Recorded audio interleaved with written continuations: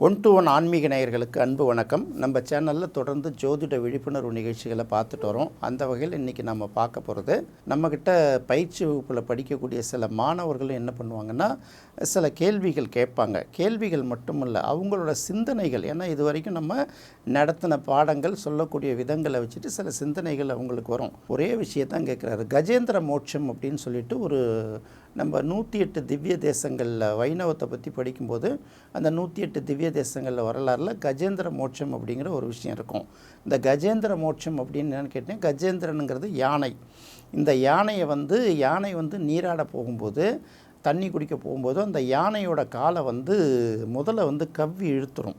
அந்த முதலை கவ்வி இழுத்துரும்போது என்ன ஆகுதுன்னா, அந்த யானைக்கு வந்து தரையில் பலம், முதலைக்கு வந்து தண்ணீரில் பலம் இல்லையா? அப்போ தண்ணீரில் போயிட்டுருக்க யானை வந்து எப்படி இன்னும் கொஞ்சம் நாளில் வந்து பாதிக்கப்பட போகுது, சாக போகுதுன்னு தெரிஞ்சதுக்கப்புறம் அது கடவுளை ஓங்கி வேண்டினதுனால அங்கேருந்து வந்து ஒரு முதலையை கொண்டுட்டு யானையை வந்து வாழ வச்சார். அந்த கஜேந்திரனுங்கிற யானைக்கு மோட்சம் கொடுத்ததுனால அந்த இடத்துக்கு கஜேந்திர மோட்சம்னு பேர் இப்படின்னு ஒரு கதையை சொல்லிவிட்டு, இது வந்து சில புராண கதைகள், இதை நம்புறதும் நம்பாததும் அவங்கவுங்க இஷ்டம். ஆனால் இதில் ஒன்றுக்குள்ளே ஒரு சின்ன சின்ன குறியீடுகள் இருக்குது அப்படின்னு சொல்லிட்டு ஒரு விஷயத்தை ஒரு விளக்கம் சொல்கிறார். இது வந்து என்னோடய அறிவாளித்தனத்துலேயே புத்திசாலித்தனத்துலேயே நான் சொன்னதில்லை. நம்மக்கிட்ட படிக்கிற ஸ்டூடெண்ட்டு நம்ம சொல்லிக் கொடுக்குற சில விஷயங்களை உட்காந்து அனலைஸ் பண்ணி உச்ச நீச்சம்னே சில பேர் ஜாதகத்தில் கிடையாதுன்னு சொல்கிறாங்கல்ல, அதுக்கு அவர் சொல்கிறாரு, குரு ஏன் மகரத்தில் நீச்சமாகுது அப்படின்னு ஒரு விஷயத்த சொல்கிறாரு. குரு வந்து கடகத்தில் உச்சமாகுது, தனுசு ராசிலையும் மீன ராசியும் வந்து அதுக்கு சொந்த வீடு, ஆட்சி வீடு. இப்போ மகரத்தில் வந்து குரு வந்து நீச்சமாகுறாது ஏன் அப்படின்னு சொல்லும்போது அவர் ஒரு விளக்கத்தை சொல்கிறாரு. என்ன அப்படின்னு கேட்டிங்கன்னா, யானையை குறிக்கக்கூடிய கிரகம் வந்து குரு தானே யானையை குறிக்குது.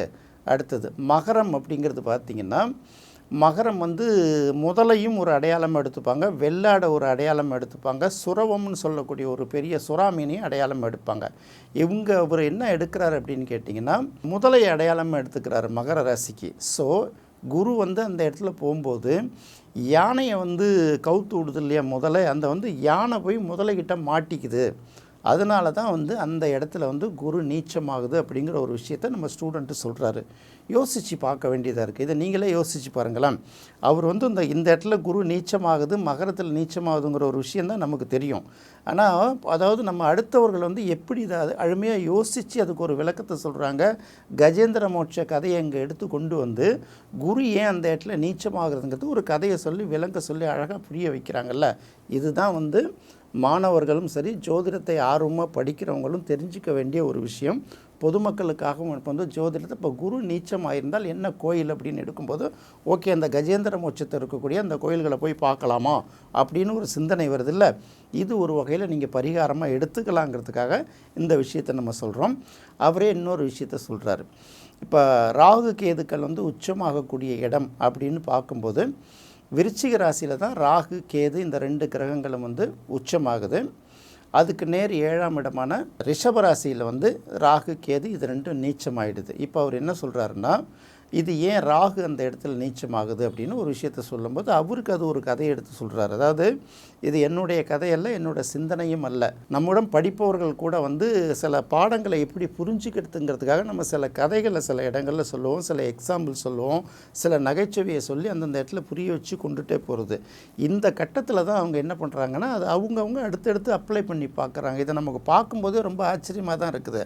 இதை வந்து நான் உங்கள்கிட்ட சில விஷயங்கள் பகிர்ந்துக்காக சொல்கிறேனே தவிர நம்மளை பெருமைப்படுத்திக்கிறதுக்காக சொல்லுது. நம்மளை பெருமைப்படுத்திக்கிறதுனா இதை நான் கண்டுபிடிச்சேன்னு சொல்லலாம்ல உங்களுக்கு, அப்படியெல்லாம் சொல்லலை. அவர் தான் சொல்கிறாரு. அடுத்தது நந்தி பதஞ்சலியோட கதையை எடுத்து கொண்டு வருவார். பதஞ்சலி அப்படிங்கிறது வந்து நம்ம புராணத்தில் உள்ள குறியீட்டு கதைகளையும் ஜோதிடத்தையும் அவர் ஒப்பிட்டு பேசுகிறாரு. அப்படி பேசும்போது அந்த இடத்துல வந்து பார்த்திங்கன்னா, நந்தியை மீறி வந்து அவர் சிவனை வழிபடுறாரு. அதனால் நந்திக்கும் அவருக்கும் ஒரு பகை இருக்குங்கிற ஒரு கதையை அந்த புராண கதையை ஒப்பிட்டு, அதனால் பதஞ்சலி வந்து அதை மீறி சிவபெருமானை தரிசிக்கிறாரு. அதனால் நந்தி இருக்கிற இடம் வந்து இதுக்கு வந்து பகையான வீடுங்கிற ஒரு புராண கதையை இட்டு அவர் இந்த கதையை சொல்கிறாரு. அப்போ இந்த இடத்துல நம்ம இன்னும் பார்க்க வேண்டியது அப்படின்னு பார்க்கும்போது, அப்போ ரிஷபராசியில் வந்து ராகுவோ கேதுவோ நீச்சமாகும், ராகுவே நீச்சமாகிறதா வச்சுப்போம், அவங்க எந்த வழிபாடை மேற்கொள்ளலாம் அப்படிங்கும்போது, அப்போ நந்தி விலகி இருக்கக்கூடிய இடங்களை வந்து வழிபடலாம். அல்லது வந்து இந்த மாதிரி பதஞ்சலியை வழிபடலாம் அப்படிங்கிறது எது வேணாலும் எடுத்துக்க வேண்டியதாக இருக்குல்ல.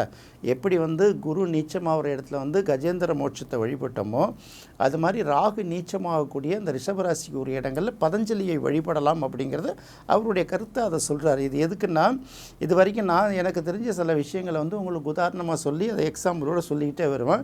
இது உங்கள் தரப்பில் இருந்து, உங்களை மாதிரி வந்து நம்ம வீடியோவை பார்க்கக்கூடிய தரப்பில் இருந்தும் நம்முடைய பயிற்சி வகுப்பில் அட்டன் பண்ணுற தரப்புலேருந்தும் வரக்கூடிய ஒரு விஷயத்தை உங்களோட ஷேர் பண்ணுறதுக்காக இந்த விஷயத்தை சொல்கிறேன்.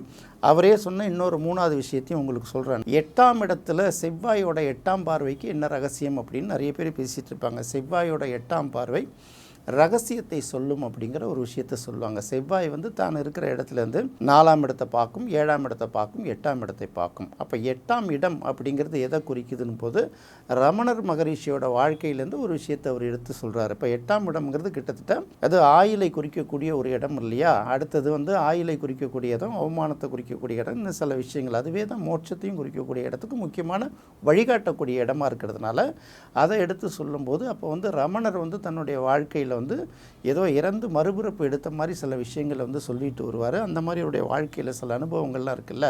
அப்போ அந்த இடத்துல ரமண மகரிஷியை ஒப்பிட்டு அவர் சில விஷயங்களை சொல்கிறாரு. இப்போ செவ்வாயோட 8ஆம் பார்வை சிக்கல்களை கொடுத்ததுனால் ரமண மகரிஷி போன்ற சில சித்தர்கள், சில மகான்களுடைய வழிபாடை மேற்கொள்வது அவர்களுக்கு ஒரு நல்ல பலனை கொடுக்கும். அதாவது செவ்வாயோட 8ஆம் பார்வை பாதிப்பை கொடுத்தால் மட்டும்தான். சில இடங்களில் நல்ல விஷயங்கள் கூட கொடுக்கும். அந்த இடத்துல குரு இருக்கலாம், இன்னும் வேறு கிரகங்கள்லேருந்து நல்ல பலனை கொடுக்குதில்ல. அந்த மாதிரி இடங்களில் அப்போ வழிபட்டால் அந்த வழிபாடு கூட வருங்கிறது.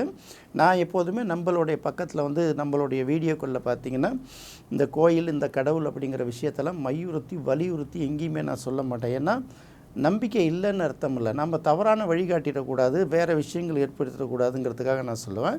இப்போ நம்மளோட ஸ்டூடெண்ட்டே இந்த மாதிரி ஒரு விஷயத்தை சொல்லும்போது இதை உங்கள் ஆய்வுகளுக்காக சொல்கிறேன். அதாவது நான் பல விஷயங்களை சொல்கிறேன், நீங்கள் கேட்டுக்கிறீங்க. நீங்கள் கேட்குற கேள்விகளுக்கு நான் பல இடங்களில் முடிஞ்ச வரைக்கும் எல்லாருக்கும் பயன்பெற வரக்கூடிய விஷயங்களுக்கான கேள்விகளுக்கான பதில்களை நான் சொல்கிறேன். இப்போ எப்படின்னா, நம்மக்கிட்ட படித்த மாணவர்கள், அதாவது அடிப்படை இங்கே படிக்க வர்றவங்களுக்கு நான் வந்து அடிப்படையை படித்தா தான் வந்து அட்வான்ஸில் இடம் அப்படின்னு சொன்னதுனால நிறைய பேருக்கு தடுமாற்றம் இருக்குது. அவங்க எல்லாமே வர்றவங்கள பாதி பேர் சில இடங்களில், முக்கியமான இடங்களில் பேசிக் படிச்சுட்டு அப்புறம் அட்வான்ஸையும் படிச்சுட்டு எனக்கு இந்த ஜாதகத்தை எப்படி பார்க்குறதுனே தெரியல அப்படிங்கிற சூழ்நிலை நம்மக்கிட்ட வரும்போது தான் நான் வந்து இந்த பேசிக்லேயே இங்கே பல விஷயங்களை சொல்லி கொடுத்து அதுக்கப்புறம் அட்வான்ஸ் கூப்பிட்டு போகிறோம் இல்லையா. அப்போ அவங்களுக்கு இந்த மாதிரி சிந்தனைகள் வருதுங்கிறதுக்காக தான் சொல்கிறேன்.